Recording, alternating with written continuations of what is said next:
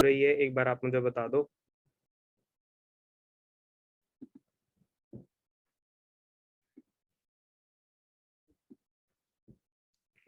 ठीक है, तो सब लोगों ने बता दिया है कि हम मेरी स्क्रीन शो हो रही है।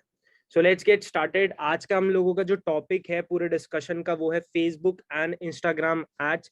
एंड मैंने मॉर्निंग में गूगल फॉर्म शेयर करा था जिसमें बहुत सारे लोगों के बहुत सिमिलर डाउट्स थे। लाइक एड अकाउंट डिसेबल हो गया एंड एड अकाउंट रिस्ट्रिक्ट हो गया। मैंने एड्स चलाई थी, ट्रैफिक एड चलाई थी, फिर भी प्रॉब्लम आ रही है। तो जितने भी आप लोगों के डाउट्स हैं वो सारे इस सेशन में हम लोग क्लियर करेंगे।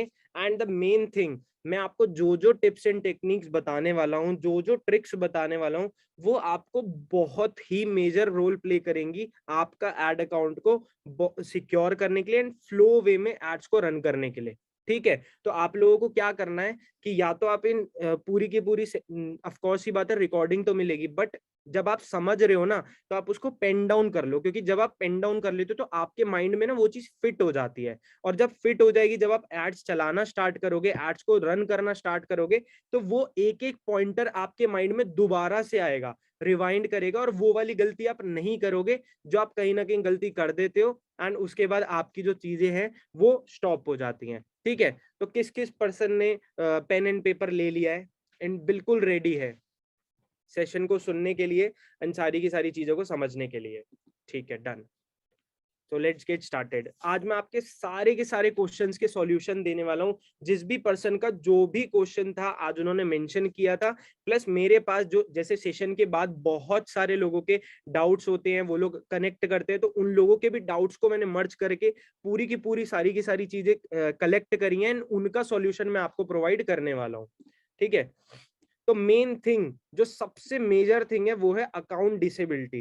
राइट, ये सबसे बड़ा इशू है जो बहुत सारे लोगों का आता ही आता है, और मैं सारे के सारे रीजंस बताने वाला हूं आपको, जो कहीं ना कहीं कोई ना कोई रीजन की वजह से आपका एड अकाउंट डिसेबल होता है। ठीक है, तो एक एक जो मैं पॉइंटर्स है ना वो मैं डीपली एक्सप्लेन करूंगा, तो आप लोगों को ढंग से समझना है कि क्या पता मैं जो आपको समझा रहा हूं उसी रीजन को, उसी पॉइंट को आपने कहीं ना कहीं मिस कर दिया हो जब आप एड्स क्रिएट कर रहे हो।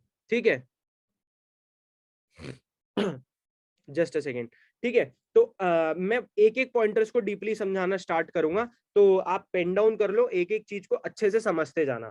सबसे पहले, जब आप एक, बहुत सारे लोग क्या करते हैं, जब एक ओल्ड एड अकाउंट उनका जब वो मतलब चला रहे होते हैं, नॉर्मली उनका फेसबुक अकाउंट चल रहा होता है, बढ़िया तरीके से चल रहा होता है, बट कुछ ना कुछ रिस्ट्रिक्शन आ जाती है। सी गाइस, रिस्ट्रिक्शन आने का कोई ऐसा कोई वो नहीं होता है कि अब नहीं आएगी, अब नहीं आएगी, अब नहीं आएगी, वो कभी भी आ सकती है, बट उससे ना डील करना आना चाहिए आपको, क्योंकि आप इस ऐसी इंडस्ट्री में हो, आप डिपेंडेंट हो।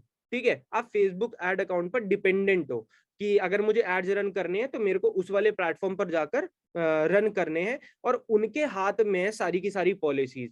तो ऐसा कोई सीन नहीं होता कि आपके एड अकाउंट में कभी रिस्ट्रिक्शन आ ही नहीं सकती है। वो तब से केस होता है जब आपका फेसबुक बिजनेस अकाउंट वेरीफाई हो जाए। ठीक है, उसके लिए आपको बहुत सारी चीजें चाहिए होती है, लार्ज प्रोसेस है, फिर कभी उस टॉपिक पर बात करेंगे।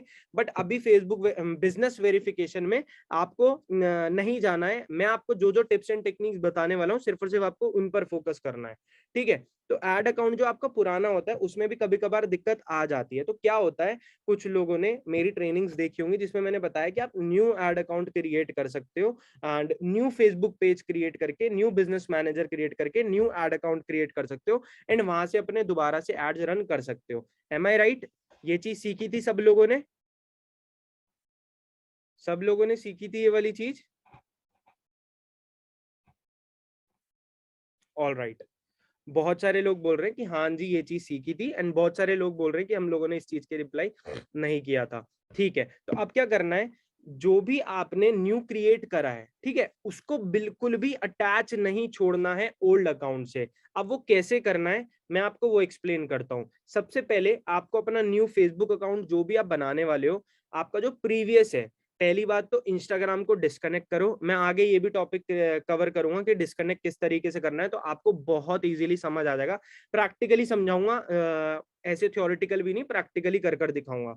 अभी सिर्फ और सिर्फ पॉइंटर समझो जो मैं समझाने की कोशिश कर रहा हूँ, ठीक है। तो ओल्ड अकाउंट से बिल्कुल भी आपका न्यू अकाउंट अटैच नहीं होना चाहिए। अब वो कैसे अटैच हो जाता है, सबसे पहली चीज जो होती है वो होती है आपका जो इंस्टाग्राम अकाउंट है जो आप नए वाले से कनेक्ट करने वाले, वो ऑलरेडी अभी भी ओल्ड अकाउंट से कनेक्टेड है, एंड आप ट्राई करने जाते हो कि वहां पर, अब वहां पर शो हो जाता है कि ऑलरेडी कनेक्टेड है, तो वो उनका इंटरलिंक तो हो ही गया ना एक ना एक बार।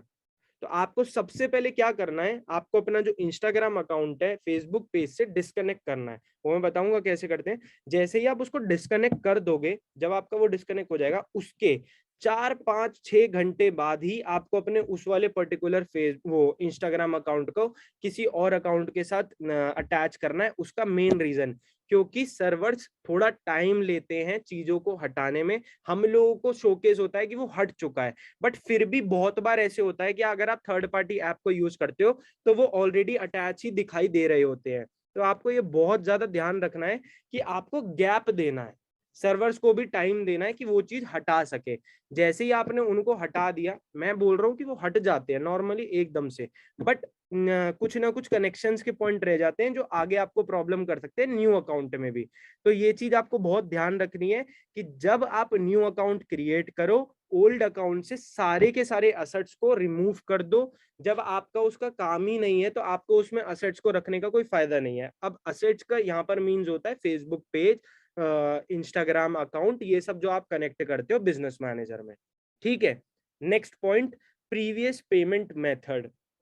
अब बहुत सारे लोगों का डाउट ये होता है कि सर हम लोगों ने क्रिएट करा न्यू, ओल्ड से हम लोगों ने कनेक्ट भी नहीं करा, बिल्कुल फ्रेश अकाउंट है, बट फिर भी कोई ना कोई प्रॉब्लम आ रही है। अब उसका रीजन क्या होता है, मैं एक और रीजन होता है जो मेजर इशू होता है। आपने क्या करा, जिसमें रिस्ट्रिक्शन आई थी ना, उसी सेम पेमेंट मेथड को, उसी सेम कार्ड को, उसी सेम यूपीआई आईडी को दूसरे से कनेक्ट कर दिया।